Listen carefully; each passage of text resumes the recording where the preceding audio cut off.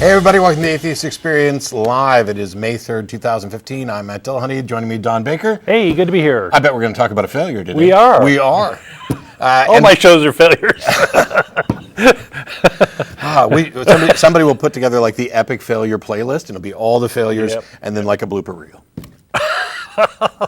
Because it's live. Go ahead. It's live public access TV. There's going to be bloopers and technical difficulties all the time. One quick announcement before we actually get started on that, and that is that over the past couple of years, there's a German documentary film crew that's been here. We may have talked about them before. The film is now done. It's called Mission Control Texas. And if you're in Germany, it will be playing at Dockfest in Munich on May 12th at 6 p.m. and May 17th at 4 p.m. You can look up the information about that. Also, it will probably air in July on 3Sat and possibly in Switzerland and Austria as well. And if you want to watch the trailer, you can just go to YouTube and search for Mission Control Texas, and you will almost certainly find it because, internet searches are really good these days. But good stuff. That's about it. I wasn't here, last week. And it was You've been a busy guy. Last week was the fifth Sunday. Right. Matter of fact, did I drive over last week to do the show and then had to turn and come home? No, I was in England last week. That's what it was. It's all a blur. The last few months have been amazing. Huge thank you to people who organized all the events and the host families that put us up. And a special thank you to Anthony Grayling, who is the founder and master of the New College of Humanities in London, known for the brilliant mind and the flowing grey locks. He sat down with me at QED in Manchester last week and recorded an interview, which is up for free on YouTube as well at my channel. We talked about philosophy, debating, and humanism. Awesome. And it was a really, really fun weekend. Cool. So thanks to the QED organizers. And now I'm back. I'm back for the next month to do this show and in some yard work and stuff like that. Life's returned to normal until the end of May when I go to the Kentucky Free Thought Convention. So keep an eye on Facebook and Twitter for more information about that. But Don is here. Yeah. To educate us about another failure. Yeah, I have another failure. This will be number 31 as far as my counting goes. But I've done a number of shows ahead of time before that would certainly qualify. Today I want to talk about equivocation as a failure. And it's not working. I've claimed that Christian apologetics is based on some combination of lies and deception, logical fallacies, or emotional manipulation. And whenever I'm chatting with somebody online, I bring that up, and whenever they do one of those things, I stop them and say, hey, you're using these tactics, why do you need to? Are you telling me unwittingly that you need these tactics to advance this religion? And if so, then maybe it's not a very worthwhile thing. It's kind of admission that there's nothing good there, because if there were something good, you'd mention that instead. And equivocation is just one kind of lie, in my opinion. So I call it a brief lie rather than a small lie because, you can embody a large lie in a single word, a single equivocation. So an equivocation is the use of ambiguous language to conceal the truth or avoid committing oneself, a prevarication, which is another word for lie. It's often used to muddy the waters and get agreement when there should have been more critical thinking involved. And even Matt Slick, your buddy Matt Slick, says false religious systems often use equivocation to twist scripture to make it say what they want it to say. And I would actually agree with that. So today's equivocations, I want to just hit 6 of them. Theory, religious freedom, God, love, and human being. And I think they're all equivocations. Theory. Theists love to say that evolution is just a theory. And this is a misuse of the term. There's a scientific meaning of theory, which has to do with something that's stood the test of time and is backed up by a large amount of evidence, versus the common meaning of theory, which means maybe it's just a guess. And usually this evolution is just a theory is wrapped up in some larger argument from ignorance that's trying to tear down evolution, because if evolution were torn down, then of course the creationist would be true, and that's just not the case. You have to have arguments and evidence in support of that in order to make sure that that's true. Religious freedom. The people promoting religious freedom these days are usually working to promote their religious freedom at the expense of others, and you can see that all over the place. For example, in the same-sex marriage, some religions actually have no objection to supporting performing same-sex marriages, and so an advocate of religious freedom should be in support of gay marriage because different religions want to do that. But the phrase religious freedom tends to be kind of a hiding place for somebody who is trying to assert the right to be a bigot. God. Now there's a big one, a big equivocation. It's first off, it's a category error, the capital G-O-D. God is a type of thing that humans invent to explain things, and we don't know of any of them. And it's not it's a category. It's not even a proper noun.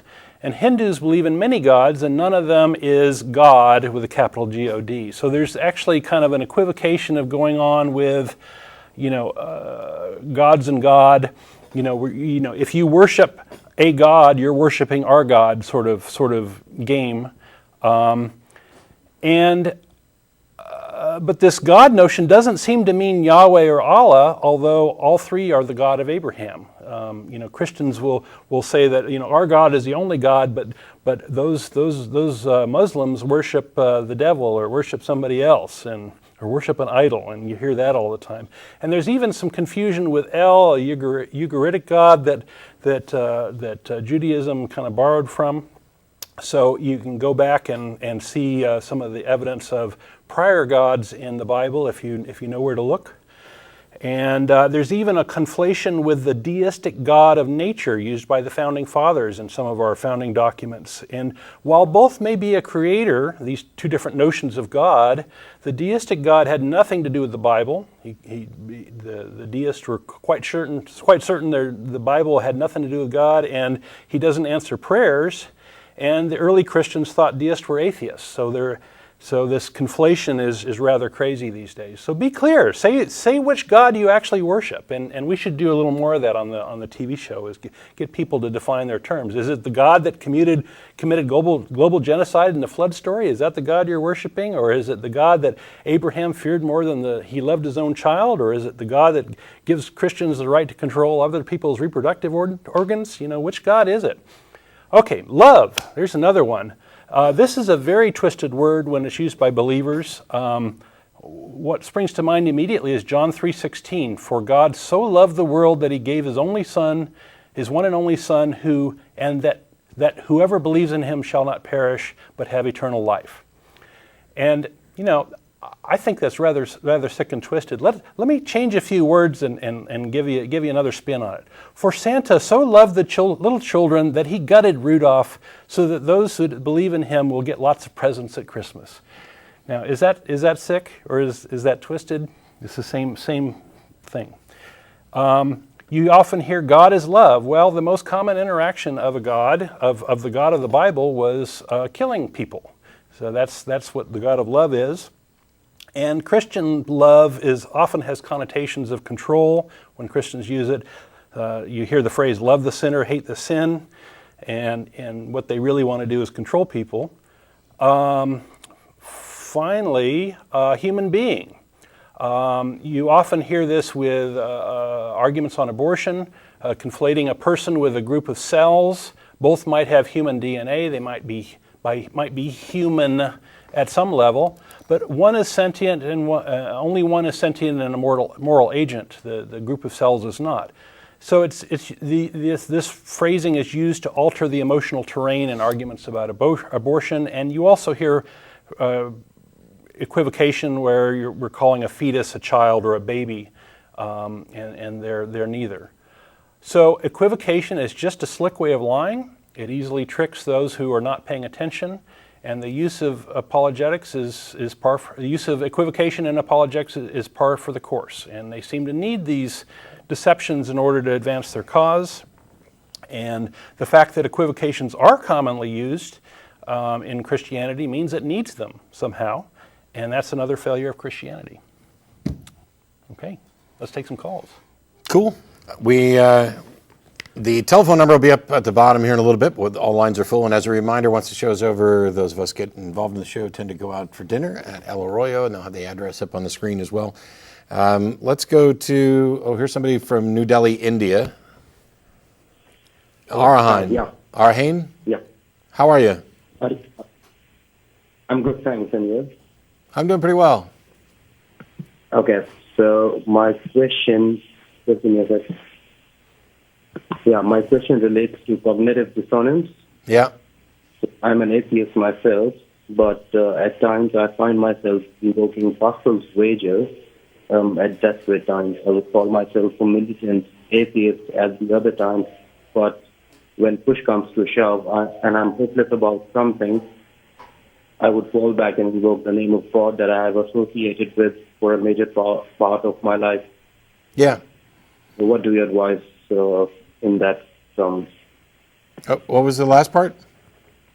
So how do you advise atheists like me? I'm sure that there are more to deal with this thing. Yeah, I wouldn't beat myself up over it too much. I mean, what you're doing is in a state of desperation when you are stuck with perhaps no reasonable solution, no action that you can take. You fall back to the sort of indoctrinated position you had before. When you do this, I doubt that if you thought about it for a second, you actually believed that it's doing any good, or you wouldn't be asking the question.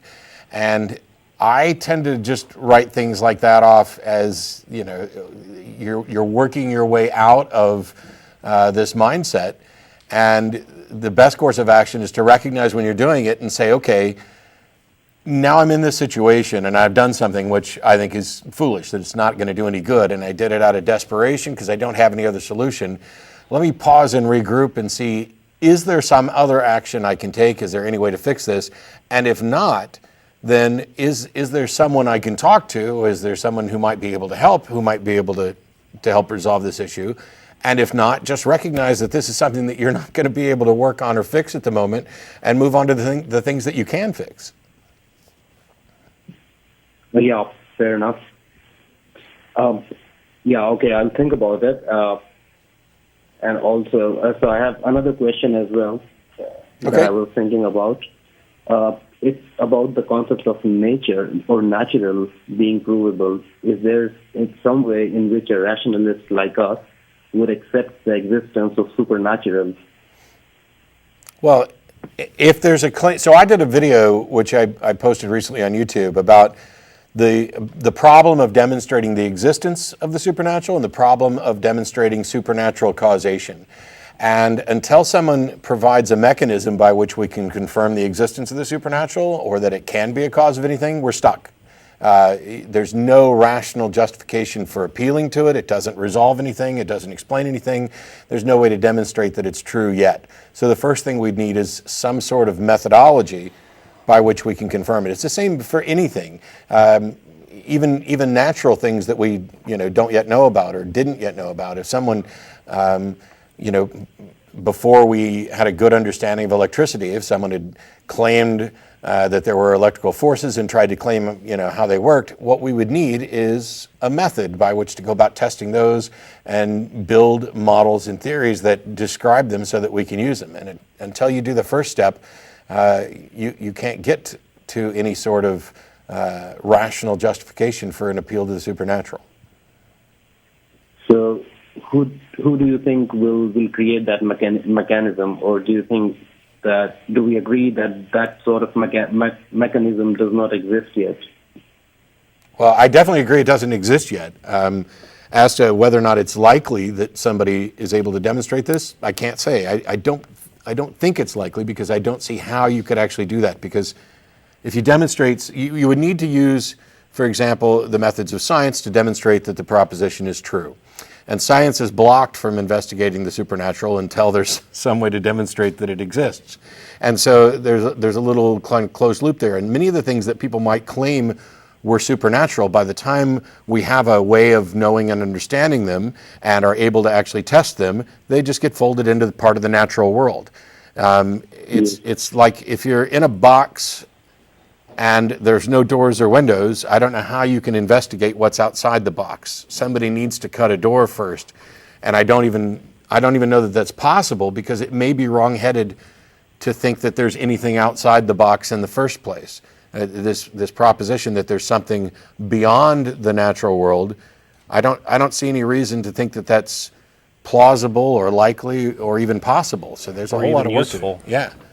I mean, what is it? I don't know that it gets us anything, but I also don't see how we can get there. So I wouldn't go so far as to say, yes, the supernatural does not exist, absolutely, and nobody will ever be able to demonstrate it, because now I'm making a claim that I've somehow gained an understanding of the supernatural enough to be able to exclude it, and that's not the case. All I can say is I don't see that it's likely. I don't see that it's happened yet, and I find it bizarre that there are people running around who accept and believe supernatural existence and causation without demonstrating any way that they know this. So you don't watch the History Channel?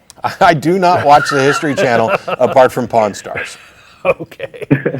Yeah, we have some terrible TV here that asserts supernatural all the time. So, yeah. We get History Channel as well, so I know what you're talking about. I'm sorry. I'm sorry that we're exporting that to India. But, all right. Thanks so much for the Matt call. And Don. Yeah. I'm been a great fan of your show, watching it from a number of years. Thanks for the great work that you've been doing. Thank you. Cheers. Appreciate it. All right. And whoops. Well, that's not going to work. Not working? There we go. Bob in Chicago. How you doing? Hi, Matt. I was hoping you'd be on today.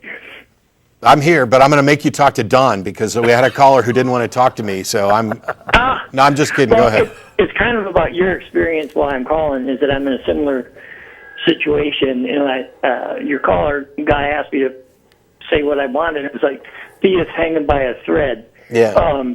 Went most of my life trying to people please, and Christianity is the way I got my needs met. Became a pastor, homeschooled my kids. Unpopular thing happened is I came out as gay, and I lost everything.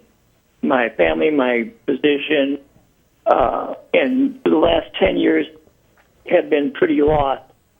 I went to a seminary, which we were never really encouraged to do, and heard a lot of the things that I've heard on your show, like in the Hebrew Bible, there is no such thing as the concept of original sin, and that Mary may not have been a virgin because it was interpreted as a young woman. Yeah. So now, in my defense of trying to say, well, I can be gay and a Christian, I started to defend God.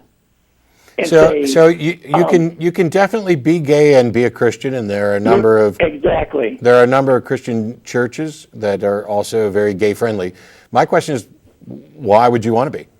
Exactly right, and that's what I'm at the point at now, is that did you in your experience go right from being a believer to being an atheist, or did you go through this process of being a deist or being? It's hard to just take that jump for me, I guess. It was really, I mean, it was a long period of time studying with the attempt to, be able to better defend my faith-based beliefs, in particular trying to convince an atheist roommate, and found my way out. But I reached a point where I realized, okay, I can't believe the Bible, but I might still be a Christian of some sort. And it was probably a couple of days later that I realized, no, I can't possibly be a Christian, but I probably still believe in God or something like that. And so I wanted to kind of investigate, all of the religions, which one of these has got it right. And it occurred to me rather quickly that you can't do that in the course of a single lifetime. So you have to take a step back, look at the top level questions, and find out what kind of God might exist. What reason do I have to think any of these religions might have it right at all? And from there, it became quickly apparent that there's no good reason to think that any of them have it right, and I was an atheist. Well, 6 months of listening to your show, probably 4 hours a day, has sped up. Oh my gosh! Go out and take a walk. I'm on disability now, so all I do is listen to your program and Hitchings and all these, great people who have all this rational thinking, because we weren't even allowed to watch the History Channel, like you said. Well, that's probably a good thing. If I had kids, I wouldn't allow them to watch the History Channel. Exactly. So it's crazy. But anyway, I guess my last thing, I don't want to hold you up, but I want to tell you, I appreciate what you guys do, and it's given me hope. It's hard to think atheism gives you hope, but there's got to come a peace at some time, rather than being pulled apart by these Christian people on Facebook every day, told I'm of the devil anyway. Yeah. So, and my son he's 33, and just had my first grandson. And out of all my family and Christian friends, he has stuck with me. But he is thinking about becoming an atheist, and I have such guilt over that. Why? And that's why I think, deist is that's his decision. By a thread, So my well, you wanted to chime in on this? Yeah, that's he's going to have to make up his own mind. You're not responsible, for a 33-year-old kid. I wanted to mention something. On the Atheist Community of Austin website, we have a dozen or so testimonials of different people telling their stories, how they became atheists, and you might look at that. One of the themes I think there is that it often takes 6, 8, 10 years for a lot of folks to come to that conclusion, and it often takes a lot of work and study. It does. I'm really heartened by the kids who are in their 20s who kind of have got it all figured out already. 14s or whatever. That said, those folks often haven't put in the effort into studying all the arguments and things, but I'm really pleased with the way things are going.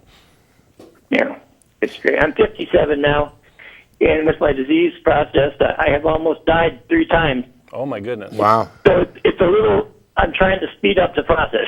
Okay. Not the dying process. No. The what happens when I'm not here process. Right. So this. Thanks again for talking to me. Yeah, I appreciate it. Thanks a lot for calling, Bob. Bye-bye. Take care.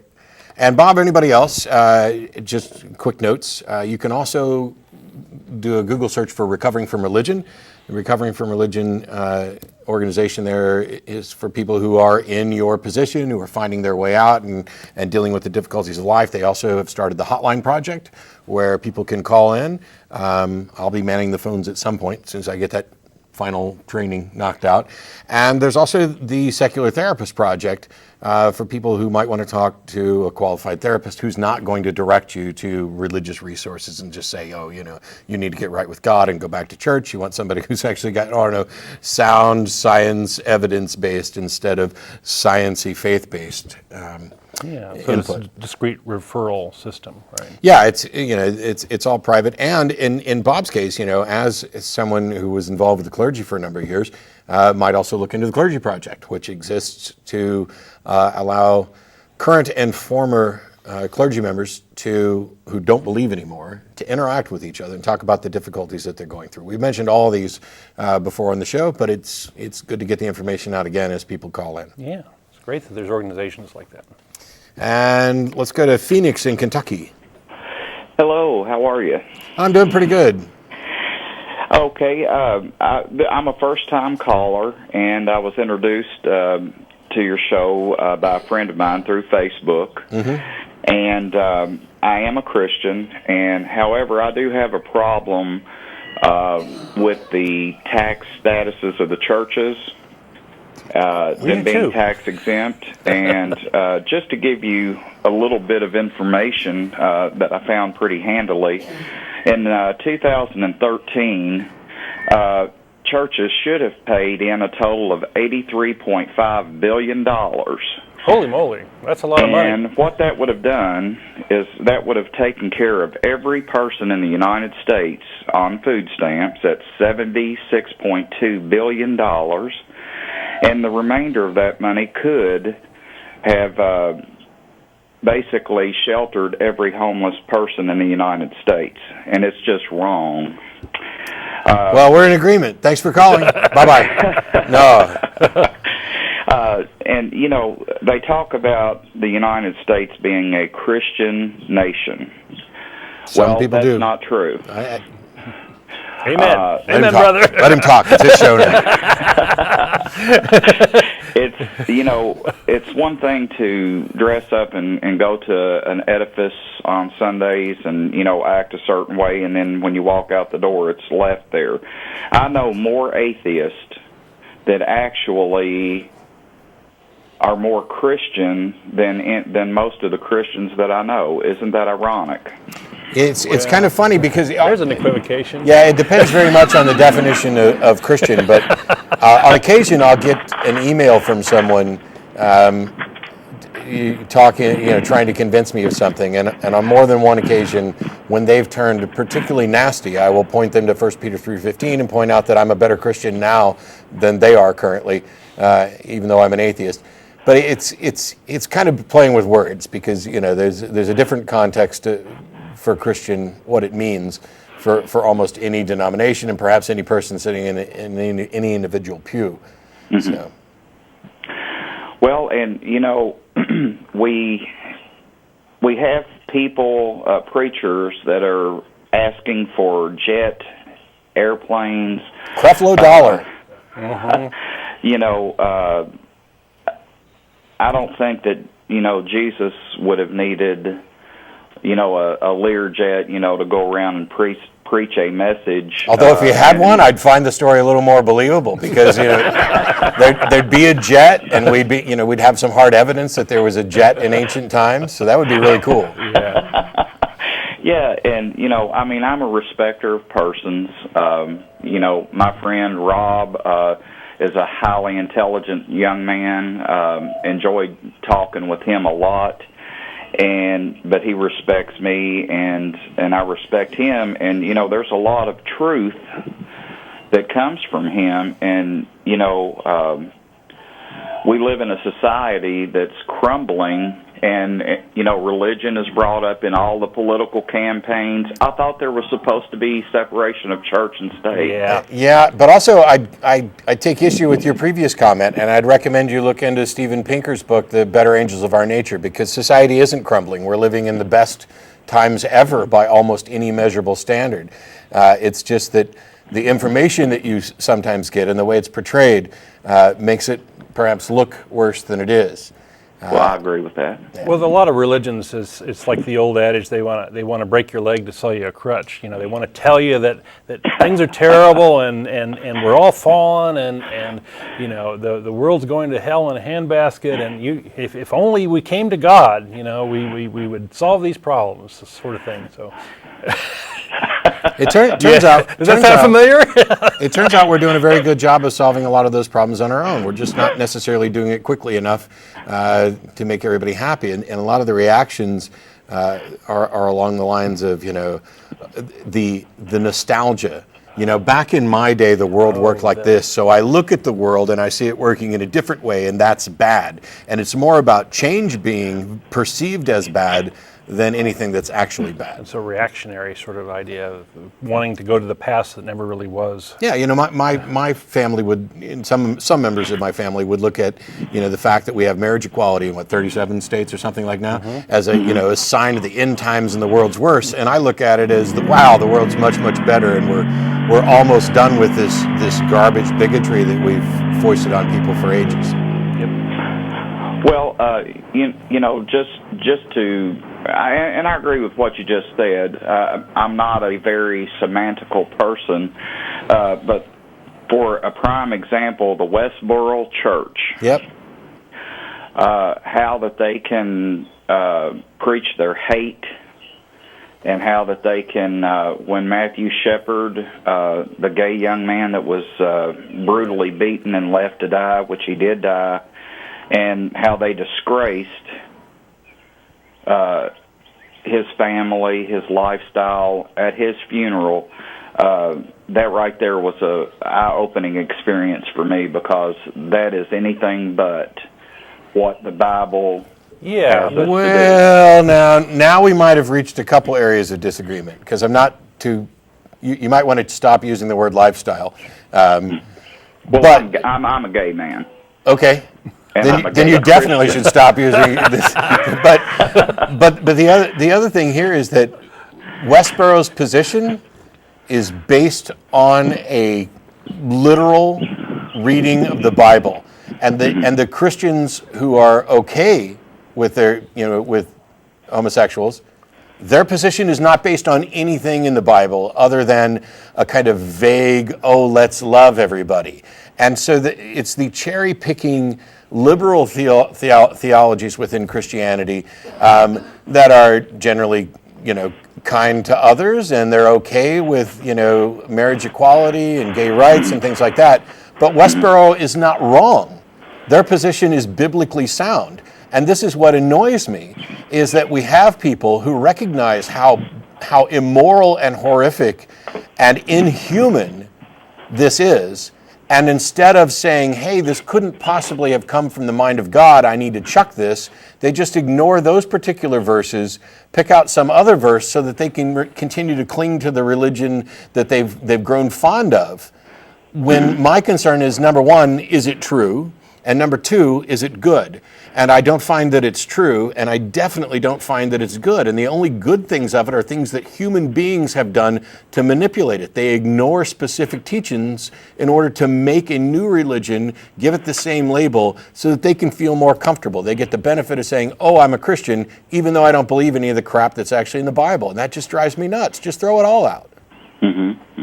Well, I must agree 100% with the part that you said, they pick and choose verses. I have been a nurse for 15 years, and I've seen a lot of great doctors and nurses and oncologists and all of that doing their job well. And my perception is that, the Lord let those people study and guides them to where that they can help other people. And I do respect the... Did the Lord give them victims to work on too? Well, you see, that's what I was getting ready to say, is that I respect the fact that a lot of people would be like, God had nothing to do with it. That man or woman studied for 15 years, in order to be able to do that. And I can't answer a lot of questions because I'm not a judge. And, if I'm totally wrong... I don't know what you mean.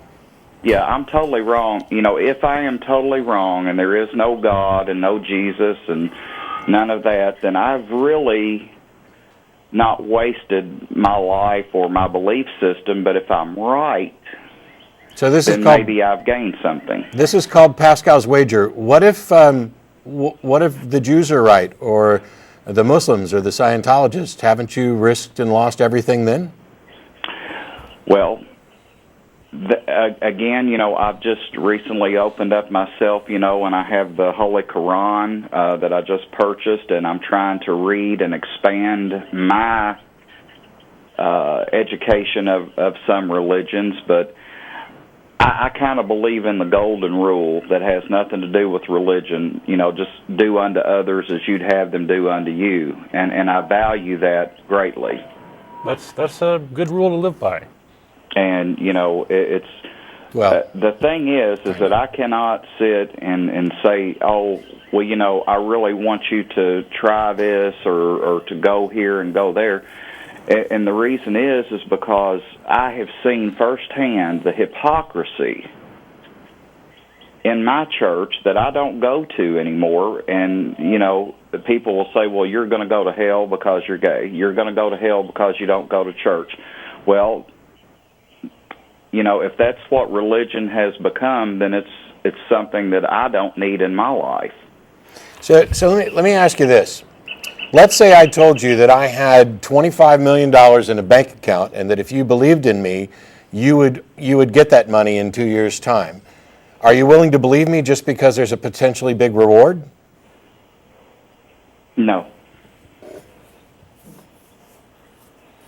I don't have a follow-up for that. I think it'll promote some thought as well. Well,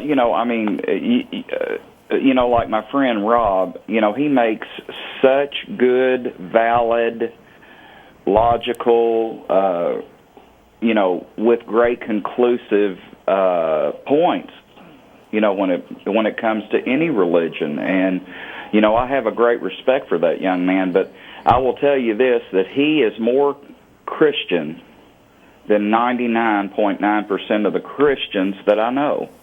Well, he might find that a bit insulting, and I think you might be equivocating on Christian. But let me say this before we move on to another caller finish. I don't know where you are in Kentucky, but at the end of May is the Kentucky Free Thought Convention or Free Thought Festival. I forget which the name is. You might want to look it up online. If it's close to your area, you may want to swing by. I'll be there and be happy to talk to you further. Okay, well, I thank you all very much for your time, and I hope you have a great evening. And you've got a new what am I called, a viewer or? Well, great. Sure, that works. We're glad you're watching. How about Thinker? Thank you so much, guys. Okay. Thanks, Appreciate Vince. your time. All right. Bye-bye.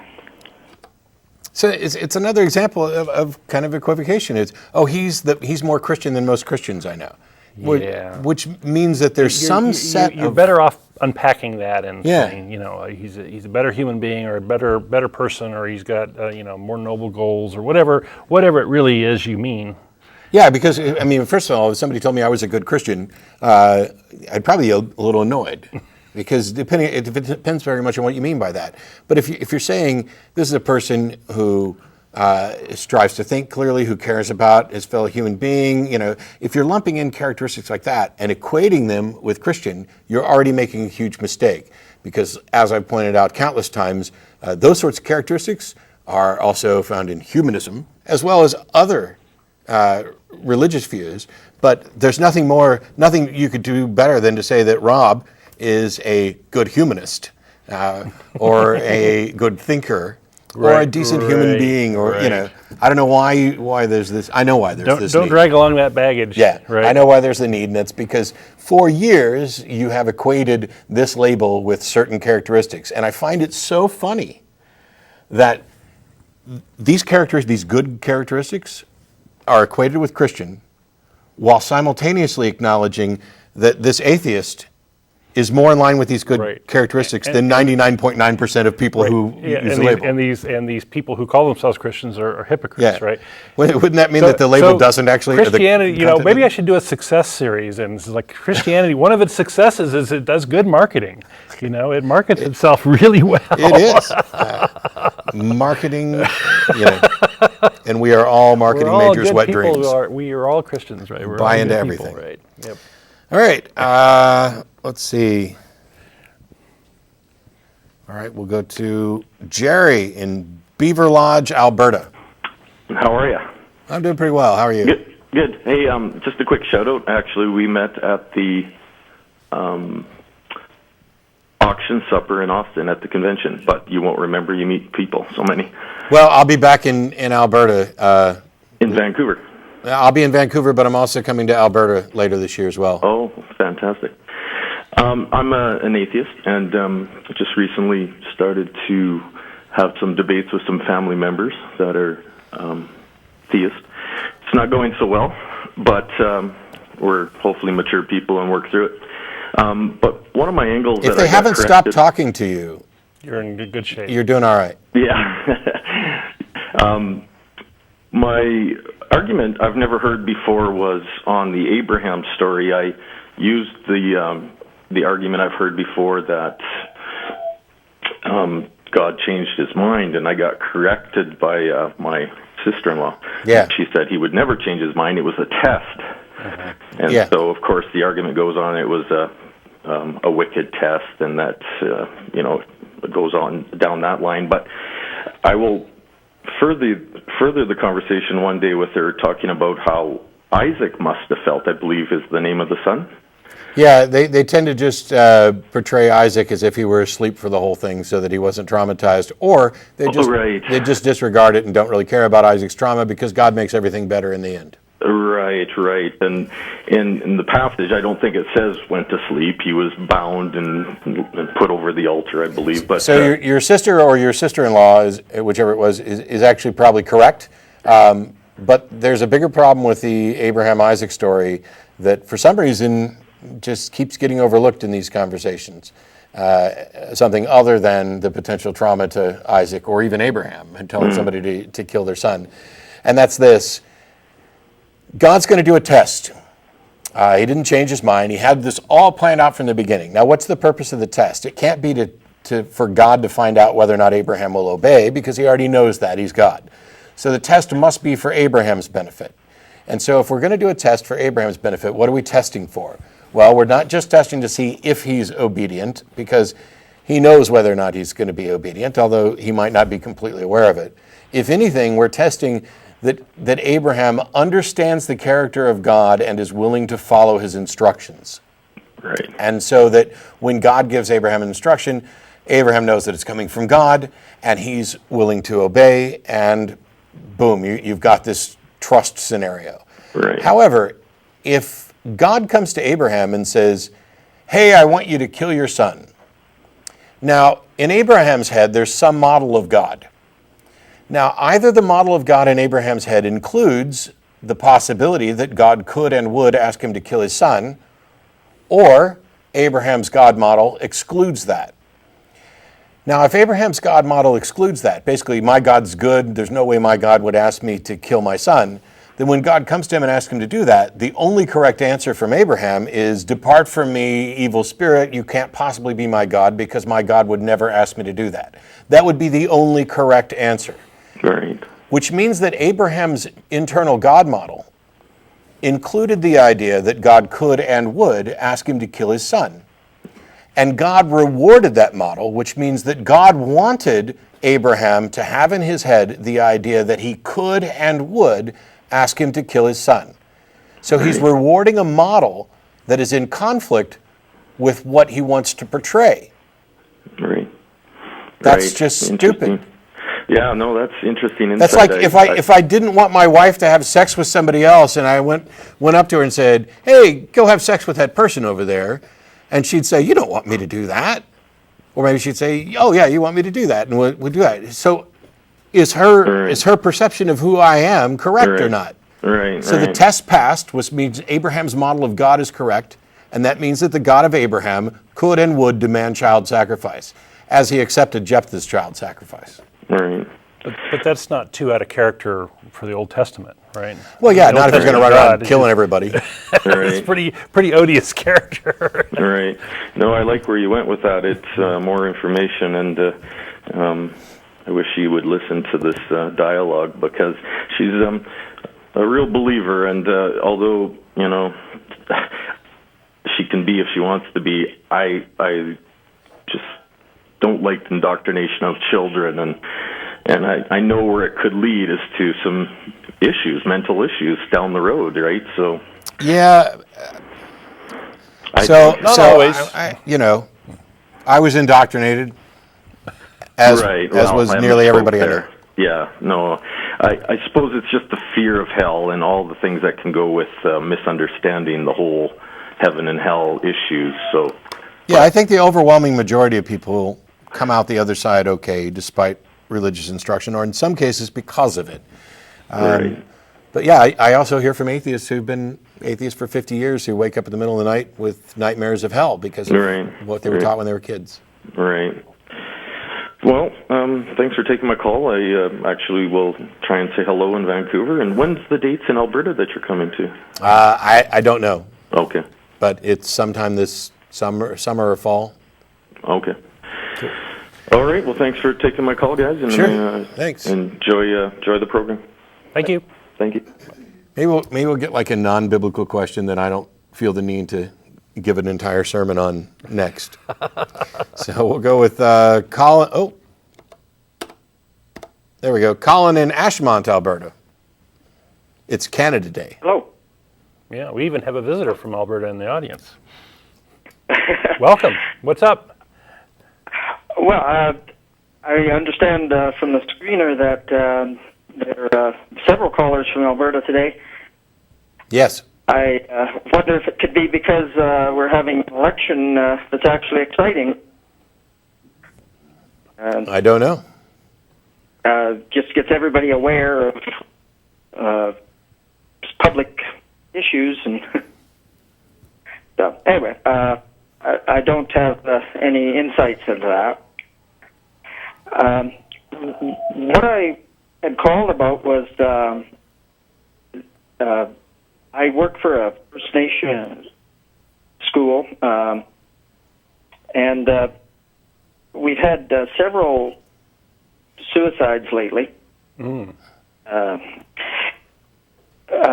actually, the death in the winter was called a suicide because the student left the party and died of hypothermia. And the most recent one was clearly a suicide. And that was quite traumatic for the entire school.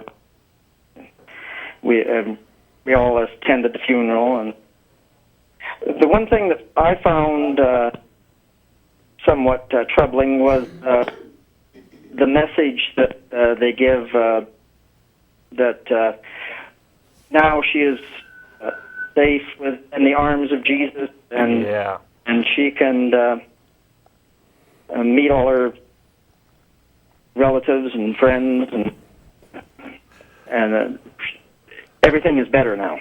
Yeah, well, a lot of Christians believe if you take your own life, you don't go to heaven, right? And that's sort of a way for them to prevent you from offering yourself to go to this great reward, I guess.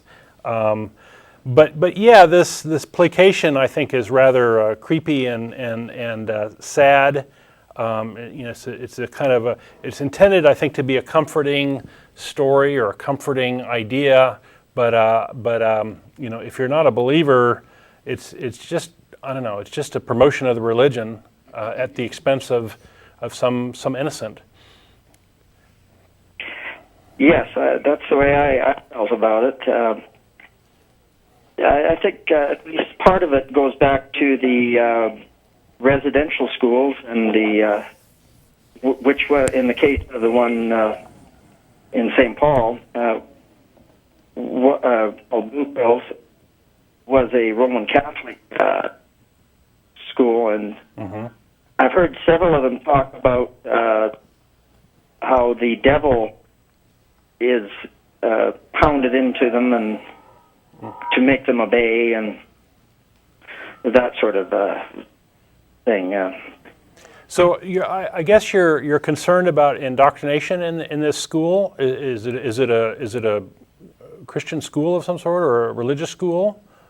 Well, one was a Catholic school, but also we're talking about Canada. Roman Catholic, but it's not officially so. The other thing is they do try to counter, I think, everything with their own culture and so forth. The one thing that they do is promote the language, which I see as a definite positive. Yeah. But they try to. The First Nations people are trying to say that they do not have a religion, that it's just culture, and I find that to be a bit of a equivocation. Yeah, it sounds insulting. But many of them are Roman Catholic, or actually the reserve is split sort of half Protestant, half Roman Catholic. Yeah, so I don't have a lot of good information on this or the potential legal issues involved because, well, you're in Canada. And the laws there, particularly with church-state separation, are a little bit different than they are here, and I'm not up to speed. But I will say that even if let's say you were in a place where there's a state religion and there's all sorts of indoctrination and there's nothing you can do about it, because by and large, there's not much you can do about it anyway. Even if they weren't getting it at school, they're probably getting it at home from their parents. And so, as I've said, with regard to free speech, it applies to religious instruction as well. The solution to bad speech is better speech and more of it. And the solution to miseducation is better education and more of it. You could have a parent who raised their kid to think that left is right and right is left, But eventually, when those kids get out and interact with the real world, it's not. It may be difficult at first, but it's not outside the realm of possibility that they're going to rather quickly adjust and realize, oh, I was, misinformed. And so there's a bit of re-education that goes along, but we have to do that all the time. One of the things is that we're often, as atheists, eager to focus on specific religious things and be fearful that every religious teaching is some potentially massively harmful doctrinal indoctrination. And that may not be the case. I think I'd like to, when I didn't do magic professionally because I didn't want to do kid shows, and in part because I like to treat kids like they're adults. I talk to them pretty, apart from babies, I'll do the stuff that everybody does. But if you ask, like my niece and nephew, and don't do that because they don't want to talk to you. But if you were to ask them, I tend to treat them just like they're adults. I talk to them like they're real people, even if they're not. But they will be they will be real people once they get in my phone book. The old Bill Hicks joke.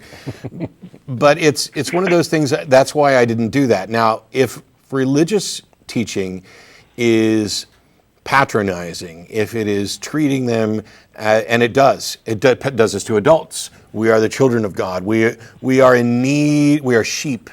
We are in need of this instruction. And if instead you talk about factual information, you raise questions, you encourage people to ask questions, and you treat people as if they were thinking, rational human beings, a lot of the nonsense from religion just vanishes. And it's only a handful of really kind of pernicious doctrines that sneak in and stick there that for people's lives that make them terrified of things. Mm-hmm. The one thing that's funny is a lot of them assume that I am an atheist, and that they equate the teachings of evolution, which I do as a science teacher, that that is the same as being an atheist. And I have to explain to them that a lot of Christians... The entire Catholic Church. Yes. The entire Catholic Church gives lip service to some perverted version of evolution. But it's close enough to... They find that a little bit difficult to accept, but they listen. Yeah. And actually, I've had at least one student expressed to me that she is coming to be an atheist herself. Yeah. And but I have to be a little careful. Absolutely. Yep. The way I. Yeah. I think the area definitely. I think the area that I'd focus on, if I were you, and you're free to do whatever, is if there's been increased suicides and concerns about it. I think I'd be working with the schools to make sure that they get grief counselors, that they get proper counselors in to teach kids how to deal with anxiety and stress and depression and who they can talk to and set up safe places to take the actual rational steps that we hope are likely to curb these incidents of suicide amongst teenagers. Taking those steps, the positive steps, absolutely, rather than having to go after the religion stuff. I fully agree with that. And unfortunately, with suicide, there tends to be copycats of that, and it sort of perpetuates itself, unfortunately. So this sort of thing that Matt's suggesting is very valuable. It's something you could do, and get counseling for these kids. Or at least make it available to them, the ones that want to seek it out, would be a very positive thing you could do. Yeah, one of the traditional areas where religion, I think, has just been deplorable and doing a lot of harm is in the area of mental health issues, where for years, for millennia probably, they made pronouncements that, oh, these are demons, and so now fortunately exorcisms are on the decline. But it doesn't mean that, if you're in church and you're experiencing things that are outside the realm of your pastor's expertise, if you are particularly things that are written in the Bible as abominations. If you're gay and this is causing you, depression and anxiety because you live in a society that's not welcoming of that and not willing to give you your rights, it's not outside the realm of reason that somebody's going to say, oh, well, your problem is just, you just want to sin. You may not say, well, the devil's possessed you, but you've fallen into sin. You've become, God's given you over to a reprobate mind, and it discourages people from getting the proper mental health treatment that they need. But Oh, yes, definitely. well, I appreciate the call, Colin. Hopefully we'll see fewer suicides and more reason and evidence-based treatment of people in the schools in your area. Yes. Thanks. Thank you very much. Thanks. So we only got like 2 minutes left. Pick one. Oh, the one that's been on the longest. How about it? Okay. Lynn in Michigan, thanks for waiting. Hello. Hi. Hi. You got like a minute and a half tops, and I'm sorry about that, but that's the way the TV goes. Yeah, well, I think this is short. I just wanted to mention that we have in Michigan a law that's recently passed that's even worse than the Indiana law. You're probably going to want to turn down the stream because it's causing a feedback loop. It is, but I'm getting the feedback anyway. Or walk away from it. Okay. So is this a Religious Freedom Restoration Act that a lot of states have? Yeah, well, this one, I don't know what they call it, but it allows adoption agencies that get state funding to discriminate against families that they don't approve of for religious reasons. Yeah, yeah. There's The power grab is what I think a lot of these are. And yeah, Texas has one that hasn't been abused horribly yet, but I'm sure it's in our future. And the national one, I'd like to see them all repealed personally.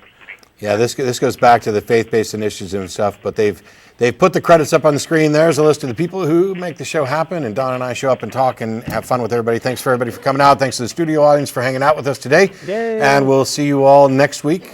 Bye-bye.